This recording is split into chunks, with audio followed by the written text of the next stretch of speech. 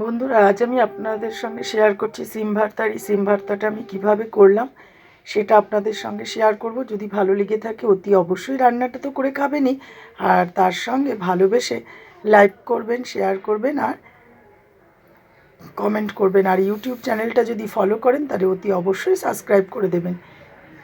এই সিম ভর্তাটা খেতে কিন্তু অসাধারণ লাগে। চলুন বেশি সময় আপনাদের নষ্ট না করে আমি দেখিয়ে দিই যে আমি কিভাবে আপনাদের সঙ্গে সিম ভর্তাটা করে শেয়ার করলাম। বন্ধুরা, আজ আমি আপনাদের সঙ্গে শেয়ার করব সিম ভর্তা। আর দেখুন, আমি সিমগুলো ধুয়ে পুছে পরিষ্কার করে নিয়েছি। এবার আমি সিমগুলোকে কিন্তু একটু প্রেসারে ভাপ দিয়ে নেব, তারপর আবার আপনাদের সঙ্গে আমি শেয়ার করব।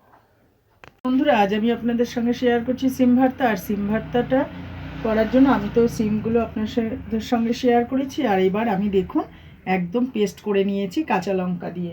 আর এই দিকে দেখুন আমি আদা, পেঁয়াজ, রসুন, টমেটো, কাঁচা লঙ্কাও পেস্ট করে নিয়েছি। আর এবার দিয়ে দিচ্ছি প্রথমে আমি শুকনো লঙ্কা ফোড়ন।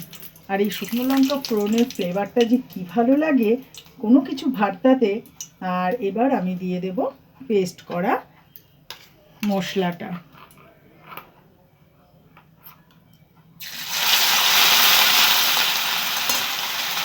মশলাটা দিয়ে বেশ ভালো করে কষিয়ে নেব। এই যে রসুনের গন্ধটা যদি আমাদের খাবারের সময় ফ্লেভারে লাগে তখন কিন্তু ভালো লাগে না। তাই জন্য সবসময় মশলাটাকে একটু বেশ ভালো করে কষিয়ে নেওয়া উচিত। মশলাটা ভালো করে কষানো হলে সেই রান্নার টেস্টই হয় আলাদা। সে যে কোনো রান্নাই বলুন না কেন, সে চিকেন বলুন, আলুর দম বলুন, ভর্তা বলুন, যে কোনো যে রান্নায় মশলা কিন্তু খুব ভালো করে কষাতে হয়। তাই এবার আমি মশলাটা কষতে কষতে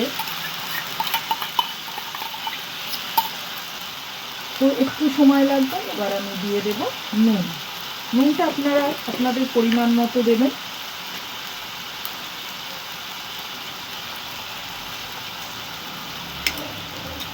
দিয়ে দেব হলুদ। তার কারণ হলো আমাদের হলুদ ছাড়া কোনো কিছুই খাওয়া চলে না। রান্না মানে আমাদের একটু হলুদ দিতেই হবে। যেটাতে কেউ দেয় না কিন্তু সেটাতেও আমরা খুব সামান্য একটু হলুদ দিয়ে থাকি। তাই আমিও কিন্তু এখানে খুবই সামান্য একটুখানি হলুদ দিয়েছি। হলুদ ছাড়া আমাদের আবার খেতে নেই। শ্বশুরবাড়িতে আসার পর আমি দেখেছি আমার শাশুড়ি মা কোনো কিছু হলুদ ছাড়া রান্না করতেন না। তাই একবার হোয়াইট চিকেন রান্নার সময় আমি জিজ্ঞেস করেছিলাম যে হলুদ না দিলে কী হয়, দেখতে একটু সাদা হবে। বলে না, আমাদের তার শাশুড়ি মাও কোনোদিন নাকি হলুদ ছাড়া রান্না করেননি। বলে না, হলুদ ছাড়া রান্না নাকি খাওয়াটা ঠিক উচিত না। এবার আগের দিনের লোকেরা অত কিছু ভাঙিয়ে তো আর বলতে পারতো না। সেটাই আমাকেও সেই নিয়মেই চলতে হয়।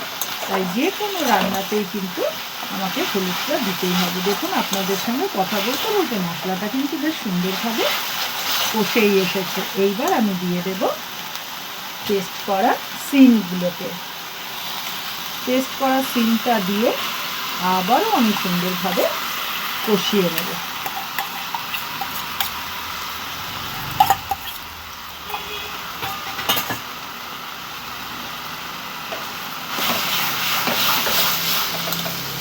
এবার আমি কষতে একটু সময় লাগবে। এবার আমি সিম বাটাটাকে সুন্দরভাবে একটু কষিয়ে নিচ্ছি। আঁচটা আমার গ্যাসের বাড়ানোই আছে। দেখুন এই যে একটু একটু সাইড দিয়ে জল জল মতো মনে হচ্ছে, এটা একদম শুকিয়ে সুন্দরভাবে ভর্তাটা তৈরি হবে। আমি একটু কষতে সময় নিচ্ছি। এখন নাড়তে নাড়তে আপনাদের সঙ্গে কথা বলতে বলতে একদম কিন্তু পুরো জলটা ওর গা মাখা মতো হয়ে গেছে। এবার আমি দিয়ে দেব সামান্য একটু মিষ্টি।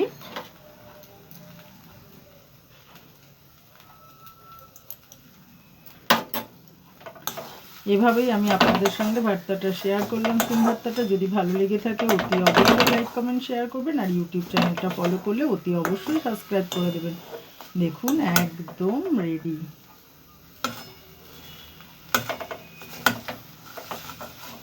একদম সুন্দরভাবে তৈরি হয়ে গেছে। এভাবে আপনারা কিন্তু অতি অবশ্যই সিম ভর্তাটা খাবেন। অনেক সময় আমরা কিন্তু না যে অনেকটা সবজি কেনা হয়ে গেছে তরকারিতে দিয়ে আর খেতে ভালো লাগছে না, তখন এই রকম টাইপের ভর্তা করে খেলে কিন্তু ভালোই লাগে। সবজিটাও খাওয়া হলো, রান্নাটাও একটু অন্যরকম হলো। এভাবেই আমি আপনাদের সঙ্গে আজকে রান্নাটা শেয়ার করলাম। যদি ভালো লেগে থাকে অতি অবশ্যই কিন্তু তৈরি করে খাবেন। আর আপনারা আমার পাশে আছেন বলে আমি উৎসাহ পাই রান্না করার। আমিও আপনাদের পাশে থাকবো। এভাবেই আমরা এগিয়ে যাবো। হিংসা করে কোনো লাভ নেই।